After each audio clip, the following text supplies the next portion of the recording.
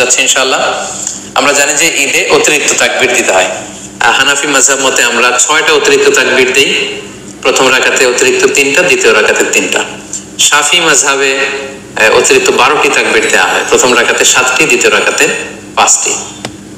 হাম্বলি আর মালিকি মাযহাবে 11টি অতিরিক্ত তাকবীর দেওয়া হয়। প্রথম রাকাতে 6টি, দ্বিতীয় রাকাতে 5টি।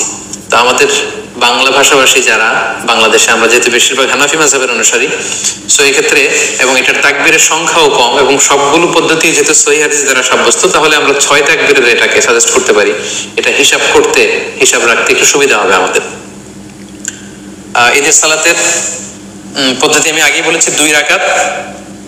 আপনি যদি 6 তাকবীরের সাথে আদায় করেন, আমরা যারা করি 6 তাকবীরের সাথে, সেটার পদ্ধতিটা হবে এমন: তাকবীরে তাহরিমা আল্লাহু আকবার বলে আপনি সানা পড়বেন। সানা পড়ে কেরাত পড়ার আগে আপনি অতিরিক্ত 3টা তাকবীর দিবেন, আল্লাহু আকবার, আল্লাহু আকবার, আল্লাহু আকবার। 3টা তাকবীর দেওয়ার পরে আপনি সূরা ফাতিহা পড়বেন, অন্য একটা সূরা পড়বেন, তারপর রুকু করবেন, সিজদা করে দ্বিতীয় রাকাতের জন্য দাঁড়িয়ে আপনি কেরাত পড়ে ফেলবেন আগে, অর্থাৎ সূরা ফাতিহা এবং অন্য একটা সূরা পড়ে ফেলবেন।